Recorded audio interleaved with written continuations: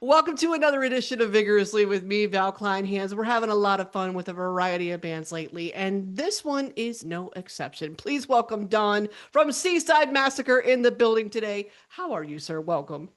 I'm very good, Val. How are you? I'm great. I want to talk about the Bobby Liebling meme that we resurrected. I want to commend you on bringing that back because that's one of my favorites. It's iconic, like just looking off into space, not knowing what the hell is going on. I mean, you guys make great use of your social media. That's what we're learning. So Thank you. when starting Seaside Massacre, did you anticipate how heavily active you would have to be online? Because it's almost a staple for bands now. You literally have to. It's part of the game nowadays. But no, when we first started it, we had no idea that you had to basically be like a visual entertainer as well as, like a musical audio entertainer, I guess. I mean, beyond the live element of shows, I had no idea be on TikTok doing like little dances and stuff to our songs just to try to grab the algorithm. But here we are in the big 26 and we're making it happen. Every day. Well, so how does that work when it comes to what you do? Are we literally carving out time just as a band, as a group to do this because it is that important? It's just Yeah, to make it happen. it sounds a little bit silly, but I mean, we're all either 30 or close to 30 right now. So we all have kids, we have bills to pay. So we literally have to like set aside a certain day to where we can Yeah. all get together. And instead of like normally when we get together, it's to write music or record or whatever. But it's like, no, today we are doing a skit. And we all write it down in our calendars. I'm like, oh yeah, today's skit day. Let's go. Today is content day. So, okay, you and I are close in age. So we know a world before all of this was necessary. And Absolutely. we get nostalgic for it sometimes. I think nostalgia is definitely one thing that you guys do really, really well, whether it's the VHS callbacks, the cassette callbacks, all of that aesthetic. What do you think it is about nostalgia that people latch onto? I think it's I think it's just yearning back to a simpler time, to be honest with you. Yeah. Before, I mean, as cliche as it is, before social media, before phones were really super prevalent, I think that we're probably the last generation to really truly experience that. Hmm. That's both beautiful and sad, but it's kind of in a way it feels like our duty to kind of commemorate the old school style too, with the like you said, the VHSs, cassettes, anything that's kind of old school. We kind of have this almost like I said, it's almost like a duty to really preserve that so the next generation could kind of understand. Because I mean, there's a lot of stuff from like my childhood that I didn't really get. Like, what the hell's an 8 track? You know what I mean? But Yeah, like, that was a little bit before us. You're right. No, exactly, but exactly. but we do know what it means to go find that orange videotape of Keenan and Kel, or I thought you like were gonna say Blockbuster, Rugrats. or Rugrats, whatever. Like Keenan and Kel movie, Rugrats in Paris, like all of it. Like Yeah, we were. That was essential Friday night viewing. We know what it means to plan a Friday night around a Blockbuster visit. We really do. absolutely. Absolutely. That's a cherished feeling too. So if you can kind of encapsulate that and kind of give it to a newer generation, I think that's kind of a cool thing. Yeah. Are those some of the reasons why you think that it's important to incorporate it in your marketing, for lack of a better term, in your promo? Absolutely. And it's always, you always want to kind of try to find a little bit of a niche too. You always want to find your thing. And like I said, all of us are close to 30, so we all experience that. So it's kind of something that we all bond over, like, oh, I wish we was 2008 sometimes. Like me and Jake are super into WWE and we'll talk about like really old wrestling matches and stuff back from, when we were little kids. Like, man, it was a cooler time back then and blah blah blah. So going through the whole cycle for Horror, the single we just dropped, we were like, why don't we do kind of like a throwback, kind of almost like part found footage esque stuff, Yes. and then part, throwback VHS stuff. And we tried our best. Hopefully, I'm glad that it kind of came through. I'm glad you saw the vision. I picked up the messaging immediately, especially the found footage stuff, because we all saw Blair Witch. We all remember the impact that it had. Mm. There is no paranormal activity without Blair Witch. Let's come correct on this. That's Blair that's Witch, where I yeah, that is my top three favorite movies of all time. It's second to Forrest Gump, but but yeah, exactly. That kind of when that dropped, I remember being a little kid and being scared as hell of that movie. Like, I am Yes. not watching that. I am cool. And then one of my good friends, we were just cutting it up one day and we are talking about our favorite movies. And I was like, I want to tell you some of mine, but I don't want you to judge me. And he's like, oh, well, what is it? I was like, well, Blair Witch is up there. And he's like, no way, that's one of mine too. And I'm like, wow, Why my would that people. be? Yeah. Why would that be judged? My God, that's a classic. I have found so many people that dislike that movie. It's insane. Like, there's some real haters in this world. That's all I got to say. We really do. Okay, so all of you got together and said we need to let these hoes know. We need to let That's them really know, and it. we need to do. And when it comes to promoting what we're doing, the new singles, all of that, we need to do some callbacks to some of those things that we found memorable. Exactly. And it's cool because it's like this that's just the first piece in a little series that we're doing. Obviously, none of the rest of it's out yet. You'll see that soon, hopefully. I'm not sure when this is dropping, but maybe the next one will be out. Who knows? Yeah. But yeah, we definitely we're planting little seeds right now, and if people are catching on to it early, they'll get to see the whole experience all the way through. And then like let's say if they get on to the next one, they can kind of go back and be like, "Oh, they've been building this for a minute." Yes, and definitely with horror themes and just all of the stuff. But what? Okay, so let's back up a little bit because we got so excited Yeah. Yeah, about the yeah. horror. The horror, like horror, is the reason that we're seeing any of this imagery at all. That is the promo surrounding the single right now. But at this point, at the time we're talking, it has been out as a single just for a minute. So reflecting, how are we feeling about its release? Honestly, great. It's kind of funny that we kind of pivoted last minute because we didn't know what we wanted to do with the whole release cycle and kind of how to grab eyes and what felt authentic to us.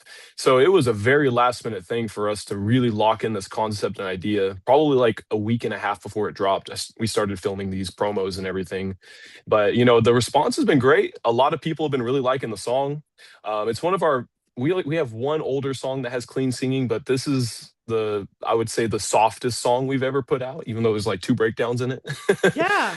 And I think a lot of people have been really digging that, at least from what I've seen. So I'm really stoked on that. For you as a vocalist, is that a relief? to, On Oh, you have no idea, Val. I was in the studio tripping because we record with Nick Miller from a Skylit Drive. And when we went into the studio, there was one clean singing part, and it was Jake, who our guitarist, who usually does most of the clean singing.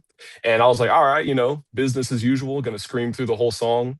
And Nick was like, dude, I just feel like you could do this, Dawn. I feel like you could, sing a little bit on the chorus, do this. And I was like, I don't know, dude. I've never sang in my life. And he's like, you got this, you got this. So, we were in the booth, and he's like, just lay this down, just give it a try, and just kind of belted it out. And he's like, I knew you could do it, man. I knew it. there So, it is. yeah, exactly. So we left it in, and I was nervous because like people are gonna love this or they are going to fucking hate this.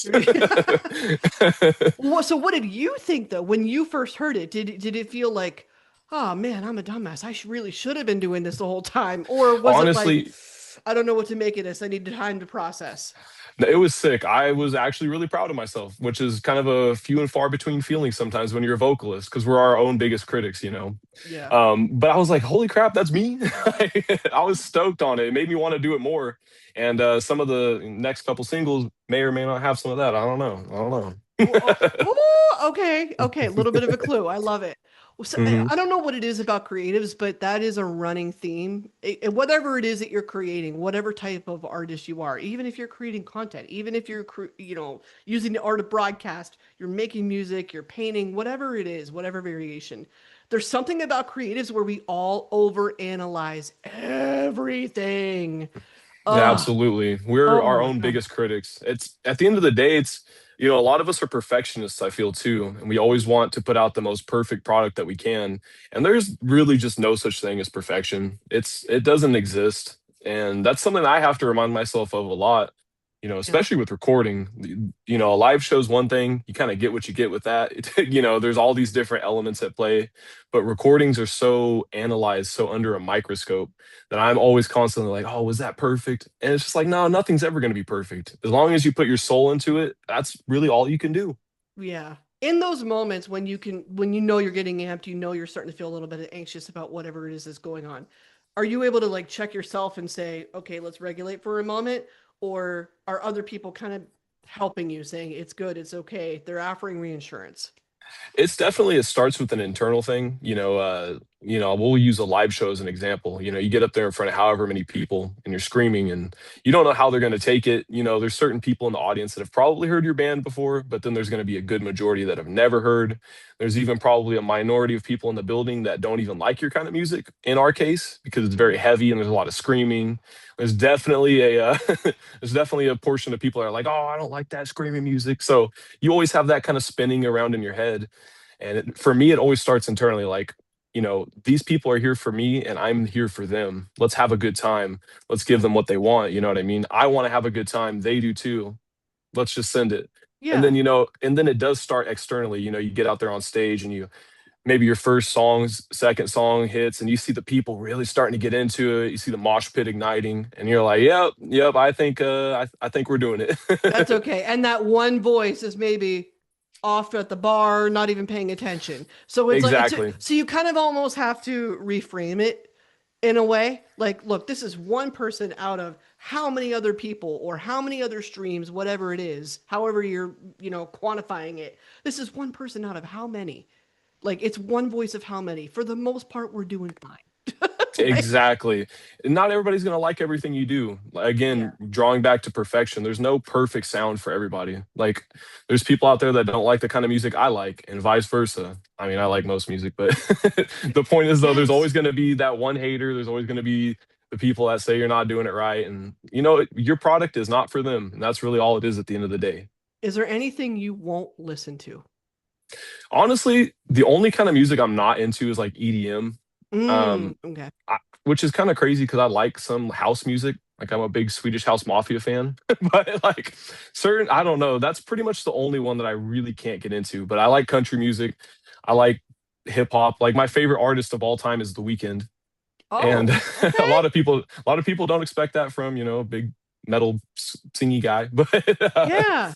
yeah, But so I something like it all though. works. Right. So Ab- something resonates. Is it the lyrics? Is it the vibe? Is it the conglomeration of it all?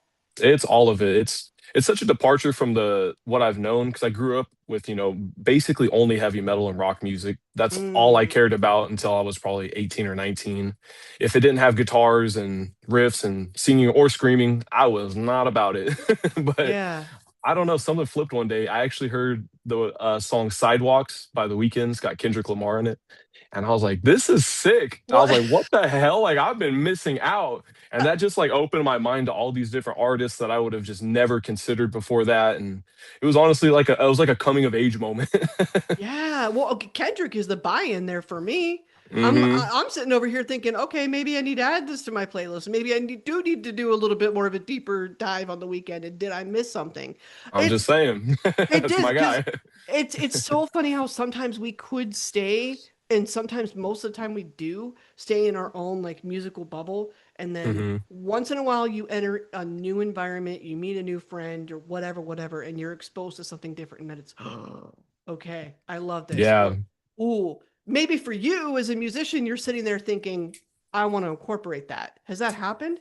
Oh, absolutely. Yeah, there's a lot of flows that I'll do in songs that are kind of hip hop based. I mean, obviously I'm screaming and we got breakdowns going on in the background, but if you're a fan of like hip hop like I am, you can kind of pick up on that like, oh, that's a flow from like some Memphis trap song, you know what I mean? Just something just something Yes. obscure like that, but yeah, absolutely. I feel like the more open you are to music, the better of a product you can put out for people. Cuz a lot of the bands that are, like the older even the older bands like Metallica, they were listening to like, all kinds of like 60s and 70s music and they didn't have metal bands really before them except for like Black Sabbath, Deep Purple. They didn't Yeah. have bands before them though to really draw inspiration off of, so they had to create their own niche basically, and that obviously exploded into what it is today. That's But what I'm saying. yeah, the more ingredients you can put into it, the better. Is that's our philosophy. Right. And that is why exposure is so important. And when you do a deep dive into these artists, I mean, I'm thinking Black Sabbath, I'm thinking Typo Negative, and you start to understand that the Beatles are a core part of Hmm. their story. And you sit back Absolutely. and go, okay, well, now that I know this, two plus two does equal four. It does make Right. sense. It does make Absolutely. sense. Absolutely. And think about this too. You know, you had the Beatles back in the day. Imagine how many people back in the day were like, that's devil music. You can't be listening So to that. That's many. too heavy. Same thing as today. You know, they're always going to have the haters, but look what the Beatles did. That's what I'm saying. So that's obviously what keeps you going. The fact that, look, I'm creating and I'm doing this for me because it fills something.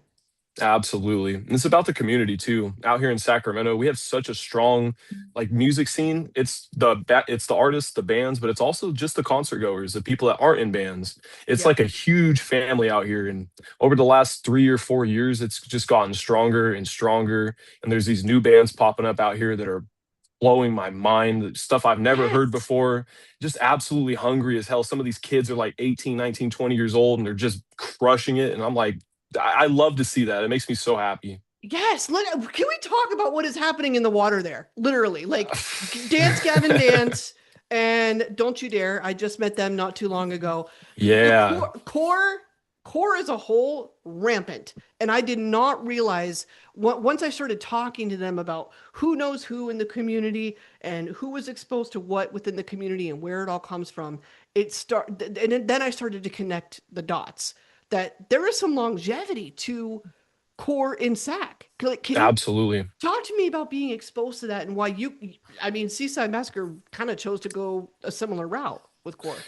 Yeah, absolutely. Yeah, I mean, I've been in the music scene out in Sac for I don't know, like 12 years. You know, I've been doing that for a long time, and I've seen it go through waves. You know, it's had highs, it's had really really lows, really long lows, but like I said, right now is the strongest it's been, and it's because I've seen the community coming together, and a lot of the people out in Sac are kind of like minded. We all want to write just super sick heavy music, and we want to enjoy it with our friends. And it's really simple. It really is just that. There's no chest pounding. There's no machoism. There's no my band's better than your band. Not like people buy tickets to our shows all the time that either they can't even make it out. They just want to support. And I know I do the same. You know, if I'm off at work or whatever, but my boy's playing in Sacramento, I'm gonna buy the tickets, give them out to some homies. You know what I mean? Like we Right. all just support each other. It's really a beautiful thing. So it starts with the community. It starts Hmm. with everybody exposing everybody else to their version of core, how they're Yep. doing core. Hmm. But what is it about SAC that makes core be something that sticks? Like, what is it about the environment that resonates and makes someone from the area say, core is the route I want to go musically with this? Honestly, I think it's the caliber of the bands out here. You know, we're all Mm, doing it slightly differently than each other, but there is a lot of overlap. So you'll go see a band like A Moment's Notice, shout out those guys, and they're absolutely crushing it. And they're blending these like symphonic moments. They got a little bit of clean singing. Greg's up there crushing it with his vocals, and you're like, dang, I want to create my own little version of that. And you got bands like Titan who are doing it more like the traditional metal way, but they still got the breakdowns. They're still a core band. Like these guys are tight. The riffs are insane. You know, same with like even the bands down in like Central Valley, like Hellheart, the band we're going on tour with this summer. Absolutely just ridiculous guitar work, and it's just inspiring. We all kind of inspire each other, in my opinion. yeah. And we see that, oh, these guys are doing something brand new and crushing it. Like let's figure out how we can incorporate that into our sound and make it our own thing, and then give our little piece to a different band. You know what I mean? Yeah. Well, yes, that tells me the scene is not just sustainable, but it's healthy. Absolutely. It's really really healthy because anytime I've heard anybody talk about, let's say, Bay Area thrash, for example, or Hmm. even hair metal when it first took hold in LA, like that's how it starts. That's how it starts. Everybody encouraging everybody else and taking little bits and pieces, and you could call it one upping each other, but that doesn't capture the intent. If you Exactly. get where Yeah. I'm No, going with it, you could call it yeah. one-upping each other, but it's done in a positive, encouraging way. Like Yeah, it's like I'm it's like so one upping inspired. in an uplifting way. Exactly. Yeah, we're all just trying to motivate each other to get to the next level. Because Rex in our band says this phrase all the time that high waters lift all ships. I probably said it slightly Mm, wrong, but and that's kind of the philosophy we have as a band. If we can help elevate our friends' bands, even if they're bigger than us, if we can do something to raise their ship, even like we're all about that. And a lot of bands out here have that same mentality. So when I say it's like a family more than a music scene, that's really what it is too. nice. Your musical journey, I know you're a multi-instrumentalist, vocals, guitar, all that, Mhm. all the essentials. What came first? for you? Oh, guitar came first for sure. Big James Hetfield guy. The down picking. I would sit in my room for like 4 or 5 hours and just just trying to get half as good as him. Never made it there, but you know what? That was the goal. For okay, so some of the early, are we latching on to early Metallica, or are we coming in like maybe at the Black Album? What's happening? Hon- Honestly, all of it. The first thing I heard was Ride the Lightning. My Oh, aunt had the cassette in her old yeah. Saturn, and we would just spin that on the way to school, me and my cousin. You know what I mean? And then Yes. uh and then when I got a little bit older and got my first MP3 player, I didn't have an iPod quite yet, but I remember my cousin Michael filled it up with these like obscure bands, like crazy stuff that I'd never heard before. It was like black metal, death metal. It was like Entombed and stuff like that. And I was like, Nice. I don't know about this. And he was like, you know what? Let me put you onto some like easier stuff. And he put on like, Kill 'Em All, Metallica, Master of Puppets, all of the classics. And I was like, dude, this is something I could get into. And then as the journey grew, I got into those death metal bands and, Cannibal Corpse and all of the more mainstream bands and stuff, and just kind of eased myself into the really obscure stuff. And then I just tried to learn everything I could on guitar. Like Yeah. if it sounded cool, I would sit here and just try to shred it out. I would look up the tabs and just try to get as good as I could at guitar. And never stop learning. And there's shout out to the ants that still have the 86 Monte Carlos and they've got the Aerosmith cassettes and they still smell like the worst amount of cigs in the Hey, world. shout out, Like, yo. shout out to those ants that are like still flying those flags. And that's how we're getting introduced to groups like Metallica, groups like Aerosmith. There's something to be said for them. Absolutely. They're still putting us on in their own way. That's super sick. That's how I found out who Allison Chains was. She had a Yeah. cassette of Dirt, and I was like, Dirt? Like, does it sound like Dirt? And she's like, no, no, no. She put it on. And I was like, holy shit, this is sick. What am I talking about? Not dirt at all. Iconic. Not at all. Exactly. Absolutely. So you've talked about Harrower, the recent single, being one of the more personal songs that you've ever written as a group thus far. So hmm I wanted to learn about what is it that makes it so personal to all of you as a collective, or maybe one more so as an individual. What's the lore? Yeah, so all of our songs from the past, like our Shells EP, it was a lot of like personal stuff, a lot of like journeys. But for the body of work that we're putting out right now, we just really wanted to dig deeper and go a layer further with every song that we had, musically and especially lyrically for myself. I've always kind of prided myself on trying to write, lyrics that weren't just like, oh, I love all kinds of music. I love hardcore, but there's a lot of bands out there that'll be like, oh, I'll punch you in the face and shit like that. And it's cool. It's a vibe. I'll be lifting all kinds of weight to that kind of music. But I wanted to put something out that kind of made me feel like I'm giving the world a piece of myself, as corny Mhm. as that might sound.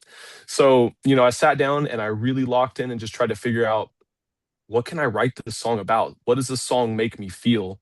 And a lot of the lyrics in Horror and some of the other songs too, just super personal experiences that I've been through that I feel like a lot of people can relate to. So it's kind of, in a way, it's like my gift of like, you're not alone. I see you. I understand what you're going through because I went through this. You know what I mean? It's the music that you wish you had when you were 12, 13, Absolutely. 14. God, if another band wrote Horror back then, I would be so geeked.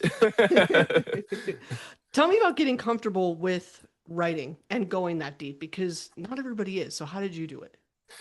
Honestly, I just started one day in like high school. I had a really great English teacher named Miss Harvey, and Mm, she really pushed my bounds because she would have us writing poetry. And at the time, I was like just peak metalhead. I had super long hair. I'd wear the little wristband, the fuzzy ones to school, yes. and just a band shirt every day. I was that kid for sure. And I was like, man, poetry's kind of lame. Like, I don't know, maybe I don't know if I could get into that. And then I was thinking, like, well, these songs, the lyrics are basically poetry.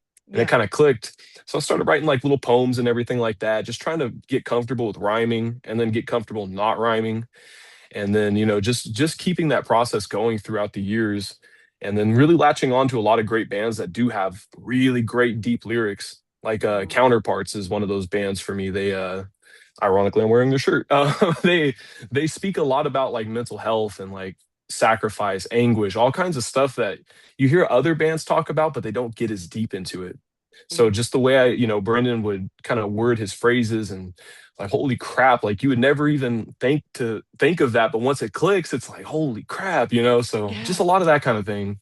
There's something about this, like the subjects of English and history. As every metalhead that I've ever talked to, those were those best like subjects in the school. It's a Like common denominator for sure. It is it not really, math. it's not math. No, not at all. It's not math. But like, and shout out, and I wonder if it's just because like some of it is so cut and dry that you're either interested in it or not. Period. And Yeah, a lot of metalheads kind of sometimes have that line of thinking. Like, there's a very clear distinction between how something is defined. And English teachers, there's something about like just how free that they allow their classroom to be. Like they give you the room to write, they give you the room to experiment, they give you the room to literally play with words and construct them different ways to create the best image that you can with words. absolutely. Yeah, my English teacher was really big on personal expression. She was a great woman. I think she's still teaching, honestly. Shout out Miss Harvey. um, but she was just big on personal expression and really like, growing to express yourself. Because when you're a kid that age, you're expressing yourself, but it's also there's so many stigmas around it. And you know how high school is. It's very much you Yeah, gotta put up this big front and do everything perfectly, or you feel like the world's gonna come crashing down. And yeah, she kind of peeled those layers back and was like, hey, you can be your own kind of person. You don't have to be an everybody's kind of person. right. And that was always really cool. So, shout out to her. I was in choir as well, Mr. Harris. He was really about that too. We would sing the songs and he'd be like, really read these lyrics. Like, what is this person trying to say? Like beyond what the actual words say. And that was something that always stuck with me because, there's a ton of different ways you can say the same phrase basically. Yeah, inflection, cadence, all of it matters. Like, and those are the kind of people that we need. We need the person in the room to say, "Let me give you the tools. I know what you want to do. Let me give you the tools and show you what the tools you can use to accomplish that. Let me show you how to put that all together to make it sound like Absolutely. you." Absolutely. Yeah, it's all about putting your personal touch on it too. Just, like I said, there's a lot of bands that like really, just simple lyrics and that kind of stuff's sick. There's a ton of really great hardcore bands out there that make me want to put my head through a wall and they didn't speak on emotions whatsoever. No. But it's all about the vibe though, about the mood of the day. All of it matters. All of it matters. So I did catch your episode of Make Your Mark too, and I appreciated how candid you were about the industry. I mean, just in Uh, general, like one thing that you shared was that you felt it was essential for an up and coming band to build a fan base within their hometown first, and then work toward bringing everybody else in. So Seaside Massacre and that journey specifically, what did you do to build the fan base and encourage everybody in SAC to come and see you? Yeah, so I mean, when we were a really, really small band just first starting out, we didn't understand that. We very much, Mm, guiltily, but we admittedly, we had that mentality of like, we want people to come to our shows, but we weren't taking the time to go out and support other bands. And it wasn't from a place of ego or anything like that. We just quite simply didn't understand that that's how it works. We were right. very young, misguided, ignorant. But the more I kind of started going out to shows out in Sacramento or even here in Yuba City in our hometown, it just kind of made more sense. And I saw the community. And, I would make it a point to go out to as many shows as I could just to support, just to make sure that my friends saw the bodies in the room. And then I'd bring the other guys from the band. And then I'd be bringing people that aren't even in bands just to come hang out. Like I used to work at Dutch Bros. And that is Yes. that is not the demographic of people that usually go to, heavy metal shows. But I would bring all of them out 10, 15 deep, and we're all just out there and they're like, I've never been in a mosh pit. And I'm like, now's your time. And, it's just about supporting the friends. And then, I saw that, that love being returned to us too. We never put it out with the intention of getting anything back, but it is really great when you see the fruit of your labors, so to speak. Yeah. Uh, so it's just a lot of, going out and supporting our friends' bands and then them doing the same. And then just going out there to shows and really networking, talking to the people in the audience, not necessarily to sell them anything or try to, upsell your band, just talking to them like, hey, what kind of music are you into? I like your shirt. Are you into this band? Do you like these guys? Like it does wonders. And I feel like a lot of people are kind of missing that step. It's Mhm. the person to person contact, the human element of all of it that really I feel like boosts bands nowadays because we see online there's a million bands out there crushing it and they have 10 million streams and all that and it's cool but like it's the personability that's always been like a big thing for me. I've always really enjoyed that. Yeah. It's saying step into it's like come take a look at my world. This is what I'm doing. What do you think? Exactly. Let's all engage about this. Let's all chat about this, whatever version of that you want to put out there. Absolutely, 100%. And yeah, and it is very important for a young band to really just really drive home that hometown, that crowd. It's for us in Yuba City, there's not a great demand for our kind of music. It's definitely Mm. there. We got some really cool bands out here. Shout out Trachea, shout out Hometown Heathens. Got some really great bands out here. But for us, we're a really heavy band, so there's a lot of people that aren't into that. So we went to Sacramento, and that's home for us now. As much as we love the 530 Yuba City, Sacramento's treated us like one of theirs. And so Yeah. so we really just over the past couple of years just really focused on making sure that we understand what the people out there want from us and how do we deliver that to them. And as we've seen it just growing and growing, it's been a really great thing. And it feels like now is a good point for us to kind of take that what we've built in Sacramento and try to kind of push it outwards a little bit more. Does the growth ever scare you? Are you ever like, what did I get into? Let me tell you, Val, we're going on our first national this summer, and Yeah. I am scared shitless. We're going to places that I've never even heard of before. I'm not going to hold you. I've done some traveling with a previous job that I've had where I was like a traveling installation technician. Oh, But this is triple any kind of like traveling that I've done in my life. So we're going to all new markets. We're going to these like I said, places, towns I've never heard of, and it's sick. It's definitely terrifying, but at the same time, on the inverse of that coin, I'm stoked. I love hearing that. That's exciting. In the same episode, one thing that did make me laugh a little bit was the attempt to describe how intense monitoring those like Spotify analytics is. And it is wild. And I understand why those numbers are taken seriously. It's one of the few things that you can even quantify success with anymore. But it's like so much of a band's success in the industry is dependent on how well those numbers look. So with all the ups and downs and you can experience as a musician, what is the key to staying mentally healthy through it all? Honestly, it's understanding that there are a lot of vanity numbers out there. Mm, Spotify, not followers, but monthly listeners, monthly streams, whatever you want to call it. A lot of that is a vanity number. A lot of people will bot out their listeners, or they'll have all these kinds of funds that are going into it, making their number get way bigger and stuff like that. And a lot of bands my size can see that and get super discouraged. Like, why don't we have 50,000 monthly listeners? Our music's just as good, or whatever the case is. And it's kind of it can be very discouraging at times, but you just got to remember that, kind of like close in the bubble a little bit. Like, you can't control what these other bands are doing. You can't control what, who got this tour or who got whatever. You can only control your own little circle. So if you try to if you get ahead of yourself, you will go absolutely insane as a musician in 2026. But it's all about just slowing down and understanding, what real growth looks like, and just kind of trying to achieve that, rather than getting caught up on, oh no, our monthly listeners dropped 100. We're done. The tour's over. Throw out the records, man. Tell Nick to right. delete all the songs. Like, no, no, no. It's you just got to pace yourself and try to take it one step at a time. Savor the moment when things are good.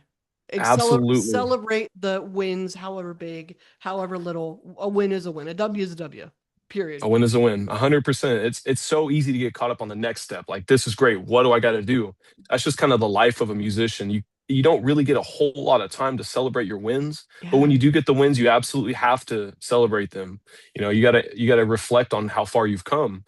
And that's such a valuable tool for a lot of musicians of our size. That's like the line of thinking in corporate America. Forget Yeah. music. Like forget the music industry. That's almost like across the board, whatever industry. Like Honestly, let me yeah. look at let me look at what's next. Let me look at what's next. Blah, blah, blah, blah. And it's like, can we let this marinate for a little Right. bit? Yeah, it's the world's kind of cutthroat like that. It's not really what you've done, it's what you've done recently. And it's like, well, damn, like, I'm trying. Yeah, I'm really out here grinding. for real. Well, so we're obviously celebrating tour on the way very soon. Tour bag essentials. What are we taking? What's coming on the bus, van? What's going? Please God, if you're listening to this, if any of you guys are touring musicians, Please bring a toothbrush. I And swear to deodorant God, and deodorant, toothbrush. I'm a big cologne guy, so maybe a little cologne. But if you don't rock with it, I get it. But 100% a toothbrush and deodorant. I'm not saying any of my guys have ever done that, but I've seen people on the road forget just crazy essentials. And I'm like, please don't forget your yeah. toothbrushes. I have a reminder in our band chat anytime we take off on like a little weekend run or whatever. Bring your toothbrush. You do Keep not want to those get pearly whites. you do not want to get up the creek and can't brush your teeth. Like that's really it. No, or you're trying to find a truck stop at 2 a.m. praying that there's like maybe some toothbrush or something, some essential that you need. Maybe it's there. Something, but beyond that, you got to make sure you got clean underwear. You got socks. Yeah. Lieutenant Dan taught me anything. It's that socks are very important. Keep your socks dry. um, yeah, and just like as a vocalist too, we have kind of a unique position in the band where like our body is our instrument. So if we're Mm. not taking care of ourselves, then our instrument is completely messed up. You know, you can change your guitar strings, you can't change your vocal strings, Well, vocal cords.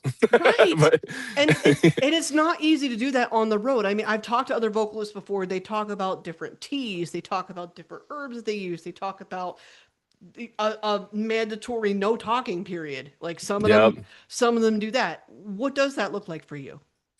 that's something that's been evolving over the last couple of years and last couple of tours. You know, the first tour we did was a 4 day run, and I didn't do a damn thing. I had little like throat lozenges, whatever that word is, the little Mm, drops or whatever, the honey ones. hmm. And I thought that's all I needed, that I'd be fine. Because normally when you play one show, you have so much time afterwards to recover. But when it's boom, boom, boom like that, you don't have that time.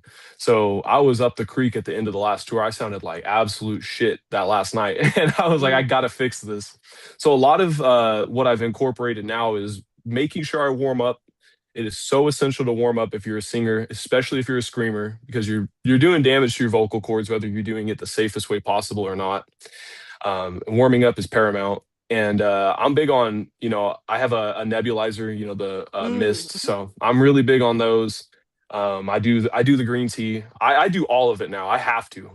I feel like I'm gonna Yeah. die. So it's all about that. And then vocal rest is very important. Once again, especially if you're a screamer, if your voice has been fatigued from talking to everybody all day, you're going to get up there and you just can't activate what you need to activate. So vocal rest is important, and then getting actual rest is important. You know, Yeah. on tour, sometimes you can't grab as much sleep as you'd like or as much rest as you'd like, but you have to grab every second you can, because the more worn out your body is, the more worn out your vocal cords are. So it's a lot of give and take. Yeah, like any other body part, it makes complete and total sense. So, how much of that is you exchanging tips with other vocalists or you doing your own research on Oh, how to stay vocally healthy? it's mostly talking to other vocalists. I once again to keep bringing up Greg, but Greg is the one that taught me about the vocal mist. I saw him doing it Mm, once. I was like, oh, okay, okay. And then just warming up, looking up, YouTube tutorials on actually how to warm up. Yeah, just trading tips with other vocalists, like what works for you. Like Alan from Vale, he's the one that taught me about throat coat, the green tea mhm. that you can get, and I didn't know that was a thing. And then we went up there and tried it out, and I was like, oh, I can scream a lot longer. Like, this is sick. And it's just kind of picking everybody's brain and people not gatekeeping. That's very important. Yeah. Do you run into that often though? Because it sounds like you really do have a healthy community of like around you that you can use as a resource. So, how often do you really run into gatekeeping?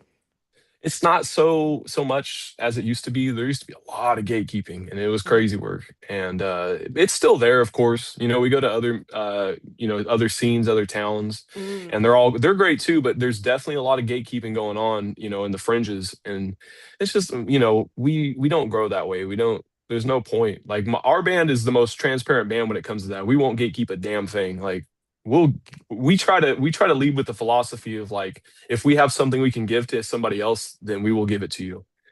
But it's definitely out there, and it's a shame. And there's just no benefit to gatekeeping, in my opinion.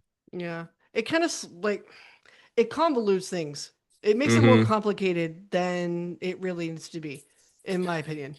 Yeah, I understand the mentality too. I was when I was younger, I kind of felt that same way of like, if I have something, I have to keep it because if somebody else gets it, then they have it, and then I'm not good Mm, enough. And it's all really rooted in insecurities and the feeling of not being good enough. So you got to cling on to the few things that you feel are good enough.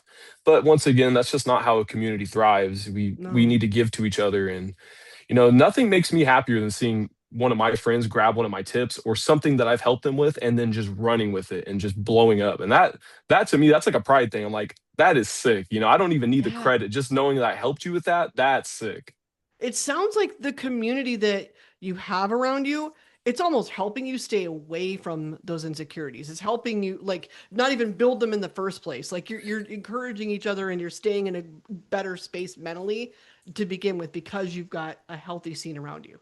Oh, absolutely. You don't have to really worry about having like snakes, you know what I mean? Like out there, once again, there's always going to be that little group of people that are, devious or whatever. But yeah, we have a lot of great people out here that, in my band and then in the other bands out in Sacramento and beyond that Mhm. are just really supportive. And you don't really have to worry about them stabbing you in the back or trying to gatekeep stuff. Like it's just a big group, big old family.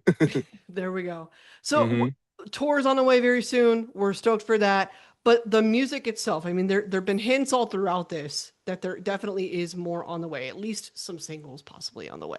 But is all of this the big, big, big picture? Are we thinking EP? Are we thinking album? What are we looking for?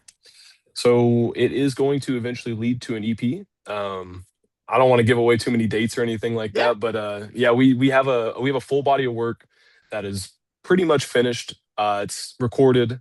We need a few little, bells and whistles to put on it and make it a full package. But we have a full body of work that we're putting out. It was originally going to be an album. We dialed it back a little bit to make it a long EP, if you will.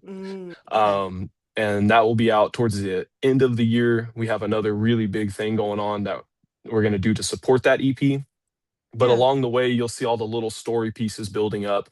You'll hear the songs that we'll be dropping in the meantime, music videos. We have everything pretty much planned out from 1,000 foot view, and we just got to pray to God that it all works out. You, we have content day scheduled, people. It's Oh, we gonna come do. out.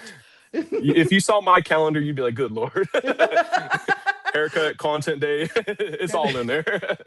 all the above. And tell me about the choice to not go full length album because that's interesting too. Most people they want to do it. They want to send it to the best of their ability anyway. You're saying, nah, let's maybe take it a step back. Let's go the EP route instead. What was the logic behind that decision? To me, it's all about having realistic expectations and, kind of playing into a lot of people's attention spans nowadays.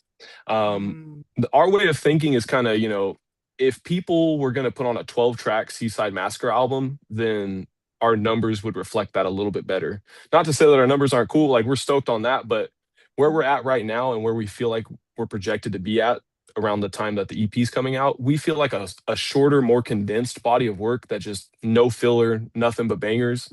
We feel like that's what people want from us right now, and that's kind of what we want to give to people. So it's kind of like a meeting of minds. Like I said, we got signed to Overshadow, and Joe's been great. He's been a champion for us, and I bounce ideas off of him all the time.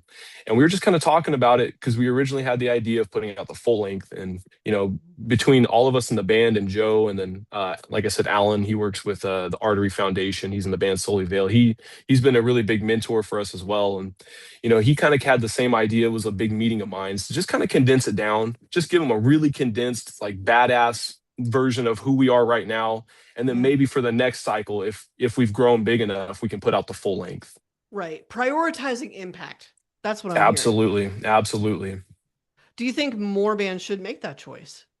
Honestly, yeah, because a lot of bands will come out the gate with just a full length 12, 14 songs. And there's 6 songs, but like I just I feel it too. My attention span is definitely being degraded by like TikTok and everything like that. So I understand, you get maybe 4 or 5 songs into that and you're like, all right, this is cool, but there's this little chunk of songs you never really get to. And those might be their best songs, you never know.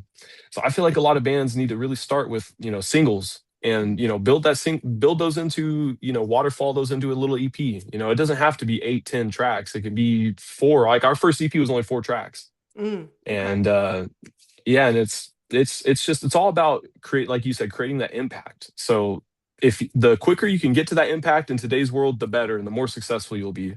So yeah, I think it's all about building up to the album cycle. Yeah, I think the evidence is going to be what we see on tour, man. It's going to be the reaction. It's going to be how many bodies are in that building. So I really, really wish you the most luck with that. Thank you so much for getting vulnerable and sharing all this with me. I can't wait to see what's next. Absolutely. Thank you for having me, Val. I really appreciate what you got going on with the show. Love your insight on everything. It's an honor to be here.